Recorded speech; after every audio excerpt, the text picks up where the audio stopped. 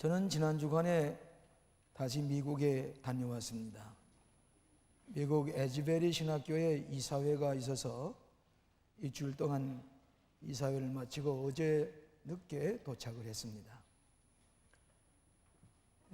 그 학교에 외국인으로 국제이사가 있는데 제가 이 두 번째 선임이 되어서 그 학교에 외국인들의 문제를 놓고 제가 여러 가지 의논을 하고 있습니다.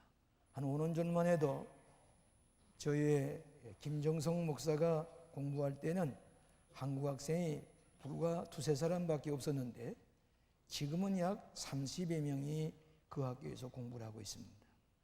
우리 교회 부목사 가운데 장희준 목사님, 또 트리니티를 맡아서 수고하시던 황병배 목사님이 지금 해병대 군목으로 계십니다마는 그분들 가을 학기에 입학이 되어서 공부할 수 있도록 우리 총장과 부총장에게 이 얘기를 했습니다. 그 학교가 지금 미국의 가장 부흥되는 신학교인데 저 플로리다 오란도에다가 분교를 세워놓고 그 지역의 학생들을 가르치고 있습니다. 비슨 스카라라고 해서 특별한 프로그램에 박사학위를 하는 사람들이 다음 주일 3부 예배 때는 45~6명이 우리 교회에 와서 예배에 참석하고 열흘 동안을 우리 교회의 모든 목회를 보고 도전을 받고 비전을 가지게 되고 목회의 새로운 패러다임을 찾는 그런 계기가 될 것입니다. 이번에 이사회 때도 우리 교회가 2000년 동안 잊어버렸던 저 시리아 안디옥, 지금은 터키 땅 안디옥에 우리 교회에서 교회를 개척할 수 있게 되었다고 하는 얘기를 들을 때에 그들이 큰 충격을 받고 총장께서 설교하실 때마다 이 얘기를 하고 저들이 크게 흥분하고 있는 것을 볼 수가 있었습니다. 이만 지금 우리 교회는 세계 신학교와 교회에 새로운 충격을 주는 그런 교회로 우리가 섬기게 된 것을 기쁨의 생각을 하는 것입니다. 여러분, 사도 바울이 큰 소원이 있었다면 로마에 가서 복음을 전하고 또 지금의 스페인 땅에 가서 복음을 전하기를 원했던 것입니다. 그러나 이 바울은 예루살렘에서 재판을 받고 죄수의 몸으로 로마의 가이사 앞에 가서 재판을 받기 위해서 쇠고랑을 차고 배를 타고 로마로 향해 가게 되는 것입니다. 원래 바울은 이 지중해의 오랜 여행 가운데 경험으로 겨울에 항해하게 되면 돌풍이 일어나서 큰 어려움을 당하게 되니 겨울을 나서 우리가 배를 타고 가자고 얘기를 했지만은 군인들과 백부장과 선장과 하주는 이 겨울 나기 전에 가야 된다고 우겼습니다. 항해하고 가다가 바울의 예언대로 유라굴로라고 하는 큰 풍랑을 만나게 됩니다. 그래서 이 14일 동안을 바다에서 헤매이면서 배에 실었던 모든 무역 상품들, 선구를 전부 다 버렸습니다. 빈 배를 만들고 겨우 그들이 구원을 받게 되었습니다. 근데 배 안에서 바울이 기도하는 중에 하나님의 사자견이 나타나서 말씀하시기를 내가 꼭 가이사 앞에 가야 될 테니까 여기에 타고 있는 276명의 생명 하나도 상하지 않을 것이다. 그런 얘기를 하면서 여러분 안심하시오. 걱정하지 마시오. 배만 우리가 어려움을 당했지 우리의 생명 하나도 상하지 않을 것이라고 하나님께서 나에게 말씀하셨습니다. 죄수의 몸이지만은 14일 동안 굶고 멀미에 고생하는 저들에게 떡을 떼서 나누어주며 축사 기도를 하고 그들을 다 소망을 주고 구원을 얻게 하셨습니다. 그리고 나중에 그 옆에 밀레도라고 하는 섬이 있는데 거기에 조난을 당한 276명이 상륙을 하게 되는 것입니다. 그래서 이 밀레도라는 말은 원래 피난처라는 뜻이 있어요. 그러니까 피난을 거기다가 상륙을 해서 구원을 받게 되는 것이죠. 그리고 둘러하는데 날씨가 몹시 찹니다. 또 바다에서 고생하던 저들이 추위에 떠는 것을 보고 토인들이 나무를 주워다가 나무단을 주워다가 불을 피워놓습니다. 이 바울도 그 토인 주장도 거기 있는 사람들이 비인도를 와서 불을 쪼이고 있습니다. 근데 그 나무더미에서 독사 한 마리가 느닷없이 나타나더니 사도 바울의 손을 물었습니다. 그러니까 이 토인들이 깜짝 놀라는 것입니다. 이 사람이 바다에서 구원받았지만은 아마 이 사람이 살인자갑니다. 그렇기 때문에 공의가 용납하지 아니하고 바다에서는 구원받았지만은 이 밀레도의 섬에서는 지금 공의의 심판을 받고 있다. 독사가 물면은 당장에 뚱뚱 부어가지고 그래서 쓰러져 죽습니다. 토인들이 그것을 수없이 봤습니다. 그렇기 때문에 이 바울은 이제 조금 기다려 보면은 얼굴이 둥둥 부어서 그 자리에 쓰러져서 죽을 것이다. 기다려 봅니다. 조금 기다려 보고 조금 기다려 보라도 죽지 않습니다. 이때 이 토인들이 둘러서서 얘기를 하기를, 이 사람은 신인가 보다. 신이다 말이에요. 신격화시켜서 바울이 신이 여기 앉았다. 그렇게 놀라는 얘기가 기록되어 있습니다. 3일 동안을 이 토인들이 정성껏 조난당했던 바울과 276명에게 후하게 영접을 하고 대접을 했습니다. 이때 사도 바울이 그 밀레도에 서서 복음을 전하기 위해서 병들어 있는 사람에 가서 안수해서 병을 고칩니다. 보빌리오라고 하는 추장의 아버지가 열병에 걸렸고 이질병에 걸려 있습니다. 아마 누가도 같이 동행했을 것입니다. 가서 사도 바울이 그 추장의 아버지에게 안수했더니 당장에 병이 났습니다. 야, 과연 신인가 보다. 그 동네에 밀레도 섬에 다니면서 복음을 전하게 될 때에 모두 다 깜짝 놀라게 됩니다. 이런 일은 한두 번 있는 게 아닙니다. 사도 바울이 루스드라고 하는 곳에 가서 복음을 전하는데 나면서 안진병이 있는 사람이 앉아있는 것을 보고 바울이 가만히 보니까 구원받을 만한 믿음이 있어 보여요. 그래 당장에 사도 바울이 이 안진병에도록 일어나 걸어라! 이 안진병이가 벌떡 일어나서 뛰어가는 것입니다. 그때에 거기 있는 사람들이 다시 이분은 사람의 형상을 입고 온 신이다. 그래서 이 신의 이름을 허메라 그랬어요. 바나바는 스스라고 그랬고 허메의 신이 여기 나타났다. 그래서 스스 신당에 있는 제사장이 소를 잡아가지고 제사를 드려오는 것입니다. 화환을 가지고 바울에게 걸어두면서 이 신에게 제사한다고 제사장이 와서 제사를 드리는 것입니다. 바울이 아닙니다. 나는 신이 아닙니다. 옷을 찢으면서 나는 전능하신 하나님을 증거하는 사람이고 예수님을 전하기 왔지 내가 신이 아닙니다. 신이 아니라고 변명을 하면서 복음을 전하게 되는 것입니다. 사도 바울은 신화를 남기며 다니는 사람이었습니다. 이 시대는 신화적인 존재를 기다리고 있습니다. 나라에서나 세계의 종교계에서나 신화적인 존재를 기다리고 있습니다. 어떤 사람이 신화를 남기는 사람이냐? 저는 이 본문의 말씀을 중심해서 신화를 남기는 사람의 세 가지 요소를 함께 생각해 보려고 하는 것입니다. 첫째로는 사명감에 불타는 사람입니다. 사명감에 불타는 사람은 신화를 남기는 사람들입니다. 저는 이 세계 교회나 신학교에 얘기를 들어보면 제일 많이 쓰는 용어가 소위 미션이라는 용어입니다. 그래서 우리나라에서 소위 선교라는 말로 쓰지만은 라틴 말은 미시오라고 하는 말에서 왔는데 그 말은 사명이라는 뜻이 있습니다. 인간은 사명을 가지고 살아가는 것입니다.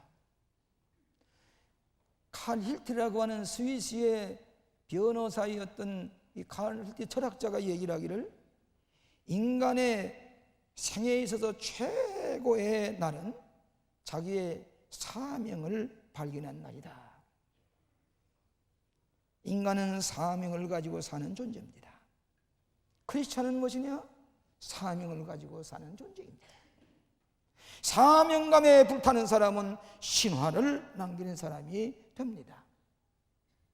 여러분, 사도 바울은 일생 동안 하나님의 복음을 전하기 위해서 목숨을 버리고 이것저것 찾아다니면서 사명감에 불타는 마음으로 복음을 전하다가 로마에서 참수를 당해 죽습니다.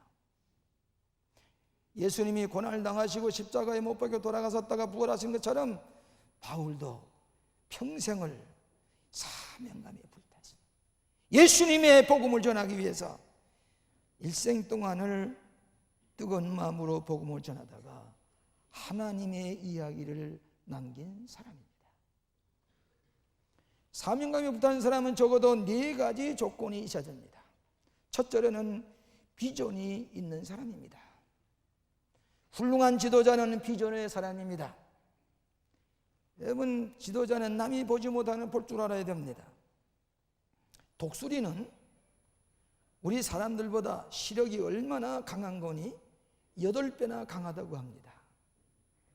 그래서 사람이 보지 못한 독수리가 보고 저 구석에 있는 조그만 짐승까지라도 보고 이 독수리와 같이 하늘에 저 해도 눈 깜짝하지 아니하여 뚫어보는 시력을 가진, 비전을 가진 것이 시력을 가진 돌수인데, 우리 지도자는 이 위대한 비전을 가지고 사는 사람.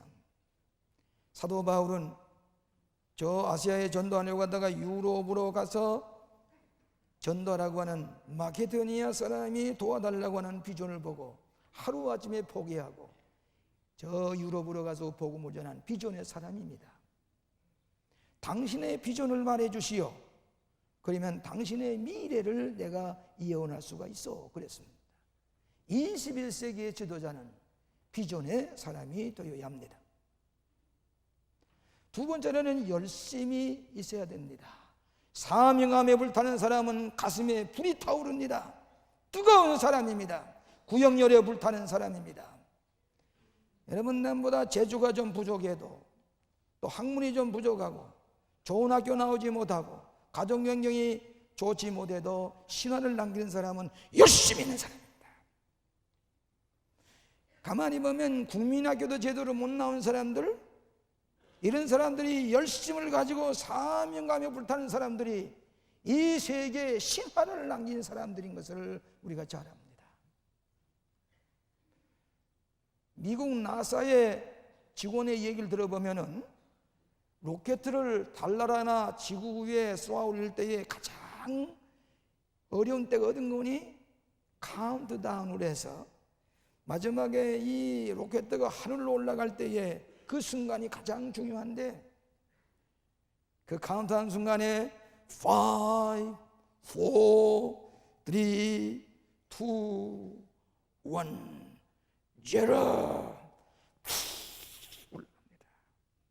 이때의 에너지는 이 로켓가 하늘로 올라갈 최대 에너지를 분출하면서 하늘 높이 올라간다는 것입니다. 신화를 남기는 사람은 우리 가슴 속에 로켓가 불을 토하면서 올라가듯이 가슴이 뜨거운 사람이 신화를 남기는 사람이 되는 것입니다. 세 번째로는 모험적인 믿음이 있어야 됩니다. 믿음은 모험을 수반합니다. 실패할 것을 두려워하지 아니하고 리스크. 요즘 벤처 기업이라는 말이 있는데, 벤처라는 말은 무슨 말? 모험이라는 말입니다. 실패할지도 모릅니다. 그러나 모험을 가지고 리스크를 가지고 나아갈 때에 신화를 남기는 사람이 될 수가 있는 것입니다. 여러분, 헨리 포드는 자동차를 만들 때에 조그마한 창고에서 자동차를 조립을 하면서 할 때에 모두 다 웃었습니다. 그러나 헨리 포드는 자동차를 만들어서 이 앞으로 말 없는 마차같이 달려가게 될 때에 모두 다 깜짝 놀라게 됐습니다. 이 헨리 포드에게 당신이 성공의 비결이 무엇이냐고 물을 때에 헨리 포드는 말하기를 무엇인가 착수를 했으면 끝을 보아라. If you start something, finish it. 무엇인가 착수했으면 포기하지 아니하고 끝을 보라. 오늘 승리하는 사람은 낙심하지 아니하고 포기하지 아니하고 끝까지 달려가는 사람입니다. 네 번째로는 헌신이 있어야 됩니다. 자기 자신의 생명과 모든 것을 거기다 던져서 자기 사명을 감당하는 사람은 신화를 남겨놓게 내놓습니다. 여러분, 모세가 10가지 재앙을 하는 가운데서 이 재앙을 나렸지요. 이는 애굽 사람에게 신과 같은 이를 숭배하는 사상이 있습니다.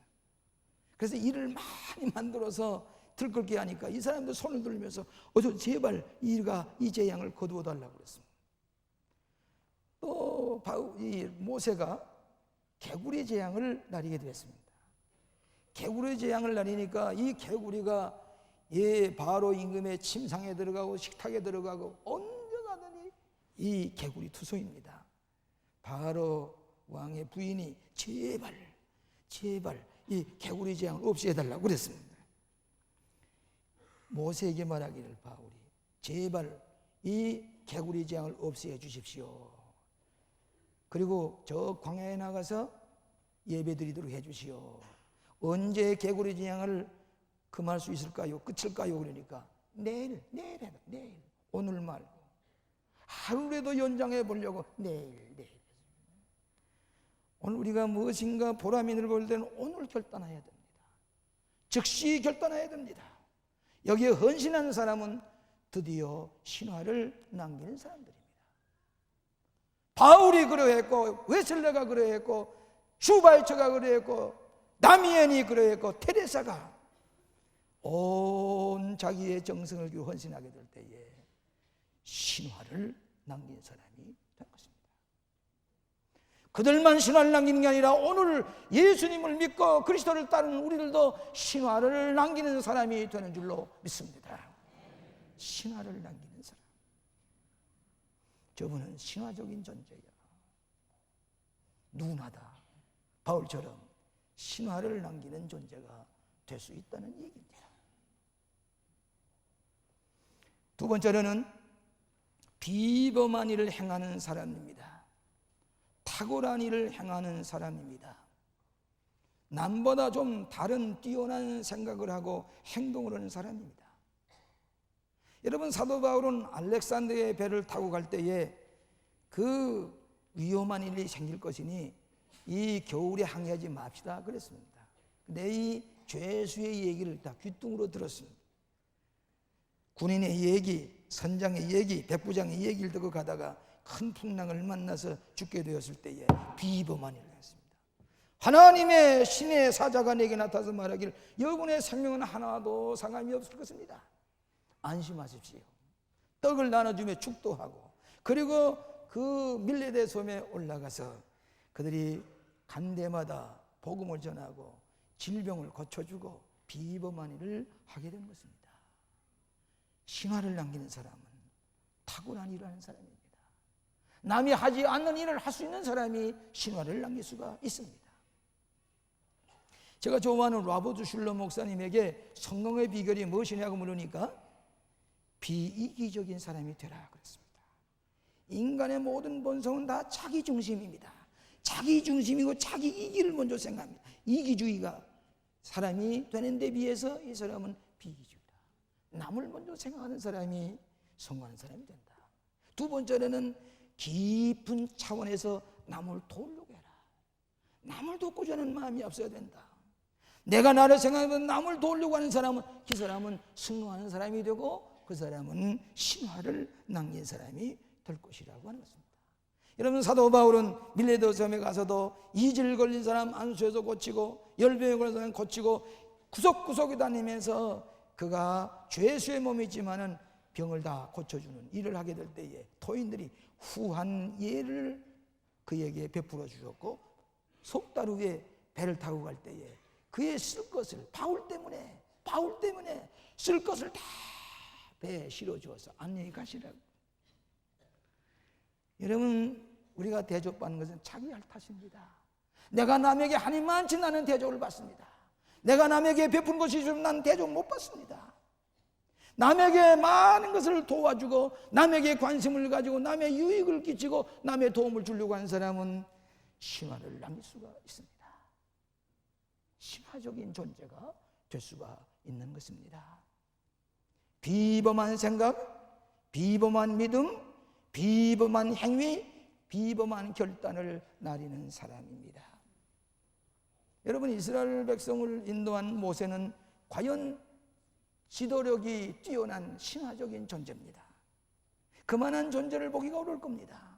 하나님의 이야기를 많이 남긴 사람이 모세입니다. 모세가 죽고 난 다음에 모세가 양을 치되 늘 가지고 다니던 파이프라고 할까요? 이 퉁소가 있습니다. 피리와 같은 것이 있습니다. 이것을 모세가 남겨놓고 갔는데 이스라엘 사람들이, 유대인들이 이것이 너무 소중합니다. 너무 소박하고 너무 특색이 없는 모세가 들고 다니던 이 통수를 어떻게 하면 좋을까? 너무나도 귀중한 것이니 여기다가 금칠을 하고 여기다가 새롭게 장식을 해서 아주 이 우상적인 그런 것으로 만들려고 생각을 했습니다. 얼마 지난 다음에 또 유대인이 이 모세의 이 통솔을 파이프를 아주 금으로 다시 두들겨서 만들었습니다. 그래가지고 금과 은으로 아주 보석처럼 보물처럼 만들었습니다. 문제는 소리가 제대로 나지 않는 것입니다. 사람들이 인위적으로 두들기만 했지만은 소리는 모세가 부렸던 파이프가 아닙니다. 오늘 때도 우리는 많은 사람에게 장식품을 하고 금칠을 하고 도금을 하고 장식을 하지만은 소리를 제대로 낼 수 없는 인위적인 것들, 여기에는 신화가 나타나지 않을 것입니다. 여러분, 용서하시기 바랍니다. 옛날 제가 공군 군목으로 있을 때에 저 지휘관으로 계신 분이 여기다 앉아 계셨는데, 제가 군목을 있으면서 이 평범한 군목 생활을 해서는 안 되겠다. 뭐 좀 특출한 일을 해야 되지 않겠느냐. 그래서 이 사병들이 뛰어다닐 때에, 공군 사관학생들이 걸을 때에, 야간 행군을 할 때에 이 군목이 그렇게 하지 않아도 됩니다. 철모를 쓰고 수통을 여기다 끼고 그리고 같이 걸어갑니다. 밤새도록 걸어갑니다. 그때 걸어가시던 그 지휘관이 여기 앉아 계십니다, 지금. 그러고 가서 거기서 또 예배를 아침에 드립니다. 제가 이 공군, 이 항공모양 학교 하는데 사병들 훈련하는 데 있을 때는 애망을 총을 가지고 뜁니다. 밤 1시, 2시에 북침문을 찾아다니면서 격려합니다. 추석 때나 저 크리스마스 이브 때가 되면은 집 생각이 나는 저들이 밤을 새고 가면서 보초를 서고는 사람에게 과봉을 만들어 가지고 떡을 거기다 담아 가지고 1시, 2시에 집차를 타고 가서 하나씩 나누어 주면은 군목님 고맙습니다. 감사합니다. 그것이 시작이 되어 지금 최전방에서 군목들이 커피를 따라서 나누어 주는 것이 그때부터 시작됐습니다. 지금도 그때에 사관학교에 있던 분이 지금 다 장군이 되어서 지휘관들이 되었다고 그래요. 용서하십시오. 제 얘기가 미안합니다. 군목들이 찾아가게 되면은, 지금의 군목들이 찾아가게 되면은 그분이 날 만난 적이 없는데 우리 공군에 두 가지 신화가 있습니다. 신화적인 존재가 하나는 인동선 목사님이고 하나는 저 광림교회를 신화하고 있는 김선도 군목입니다. 부족하지만 나른 굴목과 달리 뭐인가 좀 비범한을 해보자고 할 때에 부족하지만 신화를 남긴 사람이 되었다는 얘기를 들을 수가 있습니다. 비범한 결단을 하는 사람. 제가 이번에 비행기 위에서 책을 이렇게 읽어보니까 이런 얘기가 있어요. 저녁 저 동독 서독에 베를린의 장벽이 그대로 있을 때의 이 얘기입니다. 동독 베를린 사람들이 악의의 찬 생각을 가지고 덤프 추럭에다가 거기다가 쓸모없는 깨진 벽돌장 콘크리트 조각을 한 추럭 실어가지고 저 서부 베를린으로 실어가는 것입니다.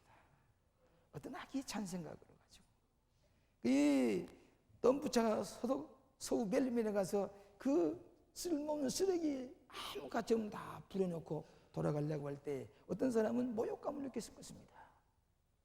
동부에 있는 사람이 무슨 생각을 가지고 일어났냐. 근데 지혜로운 사람, 서독 사람 하나가 가만히 계시오. 추록을 멈춰놓고 잠깐 계시오. 이제 동북에 있는 사람들이 필요로 하는 것이 양식이요, 빵이요, 음식인데 빵을 실으시오. 저 사람들이 헐벗고 있는 들에게 옷가지를 실으시오. 저들이 약품 부족한데 약품 바이타민을 실으시오. 잔뜩 덤프자에 가득 실어서 서부 동부 베를린으로 잘 보냈습니다. 거기다 구월 써붙이기를 서로 있는 역량대로 보내는 것입니다. 그래서 유부가 있으니까 당신에게 돕기 위해서 보내는 것입니다. 이 프랑카트가 쓴 것을 칠구 돌아갔을 때 동부 베를린 사람들이 그 음식과 그 양식과 옷가지를 나누어 가지면서 고마운 마음을 가졌다고 하는 것입니다. 성경 말씀대로 악인에게 선을 베푸는 사람은 모래 위에 숯불을 놓는 것 같다. 오늘 북한 사람들이 우리가 그처럼 모든 거 우리의 주머니를 털어서 비료를 보내고 옥수수를 보내고 약을 보내고 갖가지 것을 소를 보내고 갖가지 양들을 젖자는 양을 보내고 교회에서도 최선을 보내지만은 결과는 뭡니까? 라디오 방송입니다. 악담을 합니다. 저주를 합니다. 상식에 벗어나는 겁니다. 그렇지만은 오늘 우리는 숯불을 모리 없는 것 같이 우리가 있는 것으로 나누어 가집시다.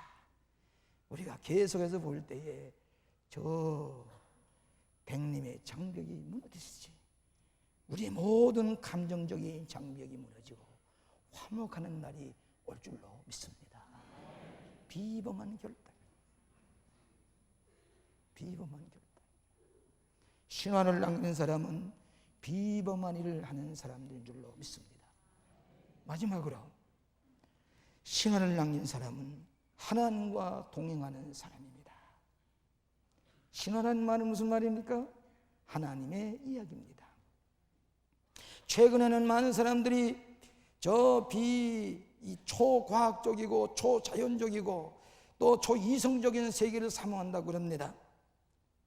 그런데 이 로마 신화나 헬라의 신화, 에집트의 신화들은 이것은 픽션입니다. 사람의 머리에서 만든 신화들입니다. 그러나 우리 그리스도인이 만든 신화는 논픽션입니다. 하나님의 말씀에 순종할 때에, 하나님의 무조건 묵상할 때에 하나님의 하신 일을 우리의 삶 속에 나타나기 때문에 이것을 신화라고 할 것입니다. 어제나 오늘이나 영원토록 동일하신 하나님은 바울에게 나타났던 신화가 오늘 우리들에게도 하나님의 말씀에 순종하고 따를 때에 우리를 통해서도 하나님의 역사, 하나님의 이야기, 신화가 우리를 통해서 나타나게 될 줄로 믿습니다. 성령이 함께하는 사람입니다. 여러분, 예수님께서 승천하기 전에 우리에게 남긴 말씀 가운데 마가복음 16장 17절 18절 이런 말씀이 있습니다. 믿는 자들에게는 이런 표적이 따르리니 곧 저희가 내 이름으로 귀신을 쫓아내며 새 방언을 말하며 뱀을 집으며 무슨 독을 마실지라도 해를 받지 아니하며 병든 사람에게 손을 얹어서 나으리라 하시니라. 예수님 말씀하셨어요. 독사에 물려도 너희가 해를 받지 아니하리라. 요즘 우리가 무슨 이 유기물이 많이 먹고 마시는 거 보니까 독약을 먹고 사는 것 같아요. 그러나 예수를 믿는 사람에게는 독이 너에게 해지 아니하리라. 믿는 사람에게 기적이 나타나리라, 신화가 나타나리라고 하는 말씀인 줄로 생각을 합니다. 모든 사람 안에 위대한 씨앗을 가지고 있다. 이 씨앗을 부모나 지도자나 선생이나 교회가 이 씨앗을 키워줄 때에 위대한 사람이 될 것이다. 누구에게나 위대하게 될 수 있는 씨앗이 있는데 이 씨앗을 키워주는 것이 부모님이요 지도자요 교회인데, 오늘날 우리의 씨앗을 말씀으로 우리가 키워낼 때에 여러분들도 신화를 남기는 사람, 신화를 남기는 사람이 될 수 있다는 것입니다. 여러분 잘 아신 대로 바람과 함께 사라지다고 하는 유명한 작품이 있습니다. 그래서 영화화돼서 유명한 배우들이 출연을 해서 우리의 인상에 남아있는 바람과 함께 사라지다, 이 얘기입니다. 주인공으로 나는 사람이 레트 부터라고 하는 사람인데, 이 사람이 주인공으로 나옵니다. 여자 주인공으로는 스칼렛 오 할라라고 하는 이름을 가진 여인이 나타납니다. 이 두 사람이 서로 사랑하고 애정을 가지고 지나게 됩니다. 그때 이 레트라는 사람은 연합군에 참전을 하게 되는 것입니다.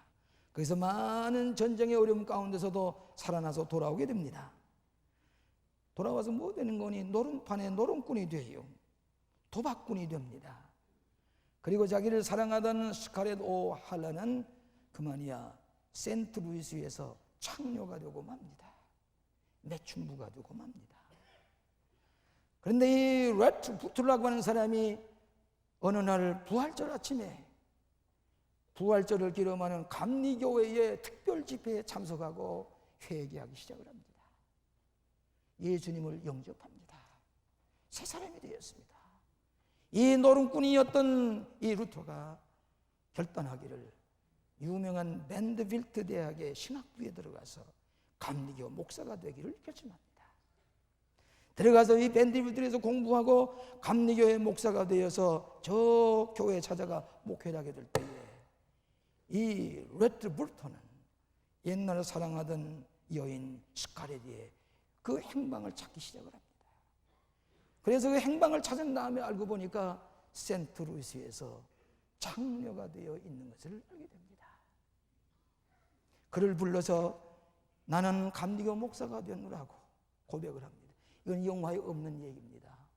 실화입니다.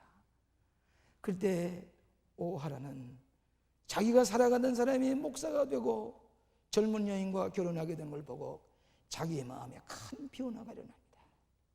모든 과거를 청산하고 불쌍한 고아들을 수백 명 모아놓고 고아의 어머니가 되는 것입니다. 고아 어머니를 차려놓고 고아의 어머니들 사랑을 베푸게 될 때에 나중에 세상을 떠난 다음에 세인트루이스의 큰 비 속에다가 과거에 그가 창녀였던지 매춘부였는 그건 아니고 위대한 어머니, 고아의 어머니 스칼렛 오 할라 비석이 새겨져 있는 것을 들 수가 있습니다. 이것이 하나님의 이야기입니다. 이것이 우리가 하나님 앞에 변화된 모습이고 신화를 남기는 사람의 이야기입니다.